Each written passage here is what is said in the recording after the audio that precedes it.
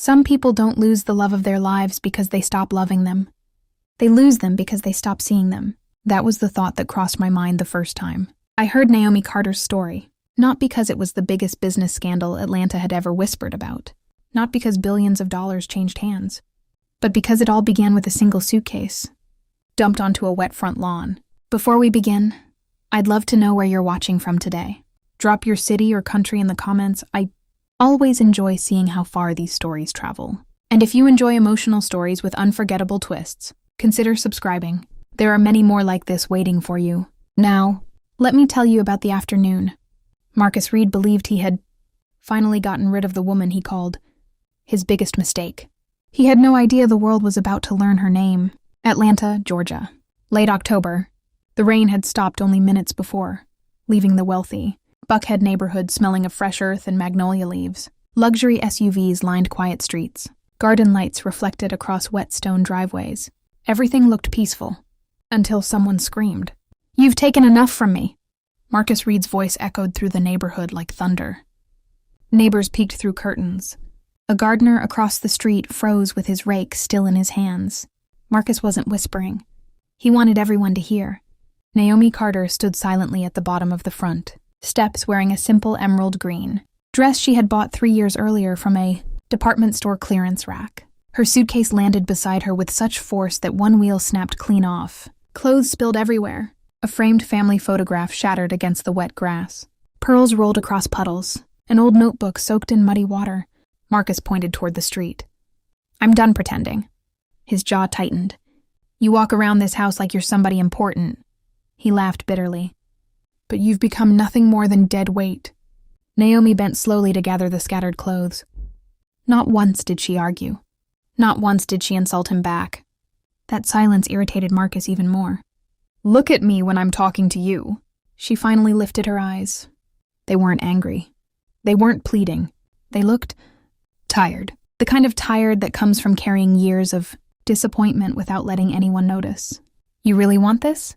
she asked quietly. Marcus scoffed. "I wanted it months ago." Behind him, standing proudly on the marble steps, was his mother, Evelyn Reed, elegant, perfect posture, expensive purple designer suit. Her expression carried the satisfaction of someone who believed she had finally won a battle she'd been fighting for years. She folded her arms.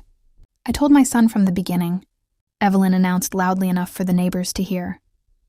"A wife should elevate a man's life, not hold it back." Beside Evelyn stood Marcus's younger sister, Vanessa. She smiled without saying a word. Some smiles celebrate joy, others celebrate cruelty. This was the second kind. Naomi looked toward the enormous white mansion.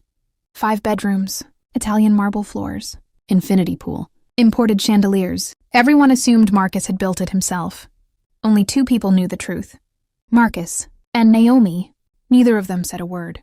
7 years earlier, the house didn't exist. Marcus drove a 10-year-old pickup truck that rattled every time it stopped at a traffic light. His construction business barely survived month to month.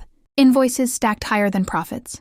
Banks rejected his loan applications. Suppliers demanded cash. Some weeks he skipped dinner just to pay employees on time. That's when Naomi entered his life. She wasn't glamorous. She wasn't wealthy. She worked as a commercial contract analyst for a mid-sized logistics company downtown. Most people had no idea what that job actually involved. Marcus certainly didn't. He simply knew she was intelligent, organized, patient. The first thing he noticed about her wasn't her appearance. It was the notebook she carried everywhere. Every observation, every meeting, every idea, everything went into that notebook. "You write everything down?" Marcus asked during their 3rd date. Naomi smiled. "Memory fades." She tapped the notebook. "Paper doesn't." Marcus laughed. "I forget where I parked my truck." She grinned. "Exactly. That notebook would later become one of the most valuable possessions in America, but nobody knew that yet." Naomi had a strange habit. Whenever people talked, she listened longer than necessary. While everyone else waited for their turn to speak, she waited for people to accidentally reveal the truth. Her father used to tell her, "Most people lie with words. They tell the truth with patterns." After her parents died in a highway accident when she was 24, those words stayed with her. She studied people the way others studied books. Marcus loved that about her. At first, he'd joke with friends. My wife notices things before they happen. She'd laugh. I just pay attention. He called her his lucky charm. Whenever she reviewed contracts for his construction company, she spotted hidden fees, negotiated better supplier terms, caught legal loopholes. Within 4 years, Marcus's business exploded. He credited hard work. His friends credited luck. Naomi never corrected either of them. Success changes people, not all at once, little by little. Like rust, Marcus started accepting invitations to elite business dinners, golf clubs, private networking events, luxury charity galas. People admired confidence. They confused confidence with wealth. Eventually, Marcus did too. He replaced old friends, bought expensive watches, started measuring people by the brands they wore. Naomi didn't change. She still drove the same silver Honda she'd owned since college, still carried homemade lunches, still wore affordable dresses. Marcus began noticing, not because anything was wrong with her, because everyone around him kept whispering, "Your wife doesn't really fit this crowd. She looks too ordinary. You could do better." Those comments landed like tiny seeds. Over time, they grew. One evening after a fundraiser, Marcus loosened his tie while climbing into their car. "You embarrassed me tonight." Naomi looked confused. "How?" "You talked to the hotel staff longer than our investors." They were people. So were the investors. They looked nervous. Marcus sighed. "That's exactly my point. You spend too much time worrying about strangers." She turned toward the window. Outside, rain tapped softly against the glass. "I hope we never become the kind of people who stop seeing others." Marcus started the engine. "We're becoming successful." "That's different." Naomi whispered something so softly he almost missed it. "Sometimes they're the same thing." Months later, Marcus hired a flashy public relations consultant named Claire Bennett. Claire understood branding, luxury, influence, image. Within weeks, she convinced Marcus to renovate the house, upgrade his wardrobe, change his social circle. Then she suggested something else. "You need a different public image." Marcus frowned. "What do you mean?" Claire slid a photograph across the table. It showed Marcus and Naomi leaving a charity event. Naomi wore simple navy blue, no designer labels, no expensive jewelry. Claire leaned forward. "People invest in appearances before they invest in companies." Marcus stared at the picture. "You deserve someone who looks like success." He didn't answer, but he didn't disagree either. At home, Naomi noticed the distance growing. He stopped asking about her day, stopped eating dinner with her, stopped laughing at old jokes. One night, she placed 2 coffee mugs on the kitchen island. "Can we talk?" Marcus never looked up from his phone. "I'm busy." "It's important." "So am I." She waited. He kept scrolling. Finally, she quietly carried both mugs back into the kitchen. Neither of them drank the coffee. Around that same time, Naomi received an unexpected phone call. A confidential invitation. No details. Only an address. An old brick building in downtown Atlanta. Inside, she met 3 executives representing one of the largest international infrastructure investment groups in the world. They had spent 18 months searching for someone. Not a celebrity, not a billionaire, someone who understood contracts well enough to solve a problem no one else could. One executive slid a stack of files across the table. "If these agreements fail," he paused, "30,000 jobs disappear." Naomi spent the next 6 weeks reviewing thousands of pages. She barely slept. Sometimes she worked until sunrise. Marcus assumed she was wasting time on another boring office project. He never asked. One evening, she finally came home before midnight. Marcus sat in the living room. "So, still chasing paperwork?" Naomi smiled weakly. "I think it's going somewhere." He laughed. "You've been saying that for years." She opened her mouth, closed it again, then quietly walked upstairs. She had almost told him. Almost. The following week, Marcus attended an exclusive rooftop celebration. Champagne, city lights, luxury. Claire stood beside him. "You know," she smiled, "I've never understood why someone like you settled." Marcus stared across the skyline. "What do you mean?" She shrugged casually. "You've outgrown your marriage." Those words echoed inside his head for days. Outgrown. It sounded reasonable, respectable, cleaner than saying he had become ashamed of the woman who helped build his life. Meanwhile, Naomi's secret project reached its final stage. Negotiations stretched over 14 straight hours. Lawyers from 5 countries joined video conferences. Government officials reviewed documents. Financial analysts recalculated numbers dozens of times. At exactly 9:17 Thursday morning, the lead executive smiled. "We have an agreement." The room erupted in applause. Naomi simply closed her notebook. The chairman stood. "Congratulations. You've just finalized the largest private infrastructure partnership in this company's history. Its value, just over $60 billion. For a moment, Naomi didn't celebrate. She thought about Marcus. She imagined surprising him over dinner. Maybe they'd laugh again. Maybe this achievement would remind them of who they'd once been. She even stopped by his favorite bakery on the way home. The cinnamon pecan pie sold out every Thursday. She managed to buy the last one. She smiled all the way to Buckhead. It would be the last peaceful drive of her marriage. As Naomi turned onto their street, she noticed something strange. 3 unfamiliar luxury cars. Several neighbors standing outside. Marcus's mother, Vanessa, Claire. Everyone gathered in front of the house.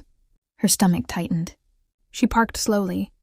The pie rested carefully on the passenger seat. Still warm, she stepped out holding a leather folder. Inside it, the signed documents that would soon change the global construction industry. Marcus stormed through the front door before she reached the steps. His face burned with anger. Without saying hello, he grabbed her suitcase from inside the hallway. She hadn't packed it. Someone else had. He dragged it across polished marble floors. Down the steps, across the wet lawn. The suitcase burst open. The family photograph shattered. The notebook landed face down in the mud. Naomi stared at it. Not because it was ruined, because it contained 7 years of ideas, observations, and something nobody else knew existed. Marcus never noticed. He was still shouting. "You've wasted enough of my life." Neighbors gathered. Phones quietly appeared. Recording, watching, waiting. Naomi looked from Marcus to Evelyn, to Claire, then back to the soaked notebook lying inches from a puddle. She slowly walked toward it, picked it up, held it tightly against her chest. Marcus laughed. "Really? That's what you care about?" Naomi finally spoke. Her voice remained calm. "So, this is really how our story ends?" Marcus answered without hesitation. It already ended. Naomi nodded once, then reached into her purse. Not for tears, not for revenge, for her phone. It vibrated before she could unlock it. The caller ID displayed a single name, Chairman David Sinclair. She looked at the screen, then at Marcus. She declined the call. "I'll deal with that later," she whispered. Marcus mistook her composure for defeat. He smiled triumphantly. What he didn't know was that the phone rang again. And this time, the voicemail notification that appeared would begin a chain of events capable of destroying everything Marcus Reed believed he owned. Marcus watched. Naomi walked toward the sidewalk, with her broken suitcase and soaked notebook pressed against her chest. She never looked back. That bothered him more than he expected.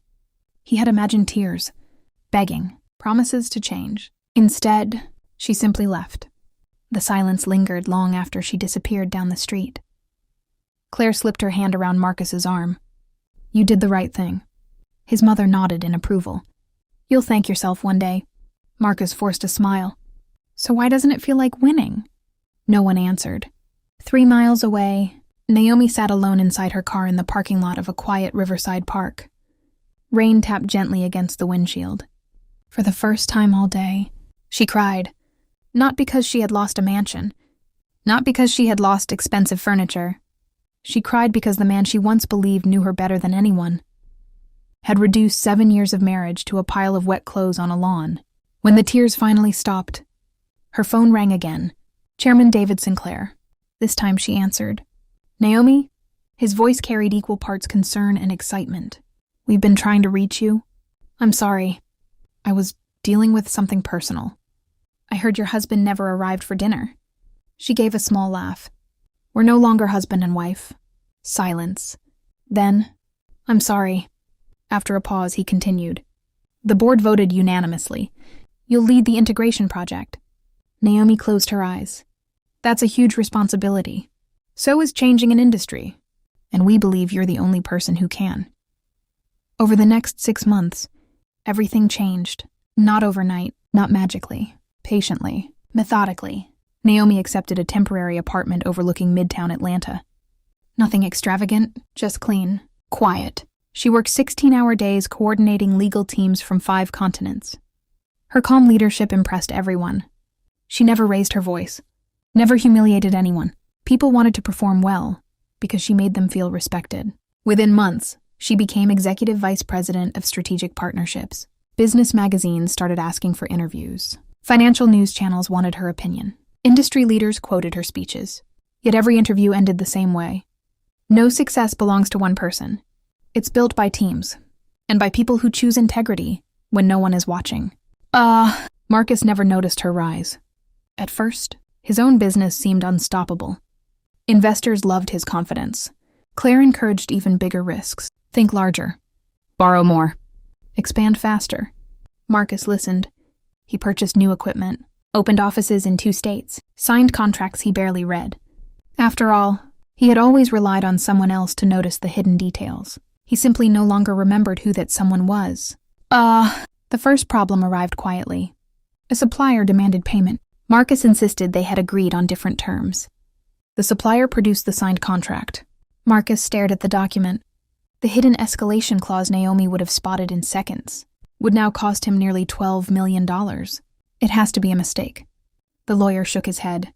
No, you signed it. Marcus felt his stomach drop. Then came another problem. A second contract. Then a third. Unexpected penalties. Construction delays. Insurance disputes. Every week another issue surfaced. His staff whispered among themselves. Mrs. Reed used to catch these. She never missed anything. Marcus overheard them one afternoon. He snapped. Stop talking about her. The office fell silent. But deep inside, he knew they were right. One evening, he searched an old drawer looking for financial records. Instead, he found a handwritten note. Naomi's handwriting. Don't forget your presentation tomorrow. You've worked too hard to doubt yourself now. Love always. Naomi. He sat there for nearly an hour, holding a piece of paper he should have appreciated years earlier. A month later, Atlanta buzzed with one headline. Historic $60 billion infrastructure partnership officially launches. Marcus glanced at the television without much interest. Then the anchor smiled. And leading the largest contract negotiation in company history, a familiar face appeared. Naomi, calm, confident, standing behind a podium as cameras flashed. Marcus froze. The interview continued. Mrs. Carter, industry analysts say this agreement could reshape infrastructure across North America. She answered with the same quiet humility he had once mistaken for weakness. No agreement succeeds because of one person. It succeeds because people choose trust over ego. Marcus dropped the coffee mug in his hand. It shattered across the kitchen floor. Claire rushed into the room. What happened? Marcus pointed silently at the television. Claire's smile disappeared. Within days, the truth spread through Atlanta's business circles. Executives began connecting the dots. Naomi had never been just an office worker. She had quietly become one of the country's most respected contract strategists. Reporters dug into Marcus's history. Old videos surfaced. One clip showed him throwing Naomi's suitcase onto the lawn. Another captured his mother applauding. Public opinion shifted overnight. Clients started asking uncomfortable questions. If that's how he treats loyalty, how will he treat partners? Several contracts were quietly canceled, not because Marcus lacked skill, because people stopped trusting his judgment. Marcus called Naomi. No answer. He called again. Voicemail. Again. 37 times over 3 days. Each call went unanswered. Finally, a text message arrived.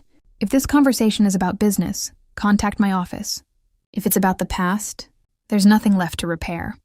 Marcus stared at the screen until sunrise. He finally understood something no amount of money could buy back. Respect.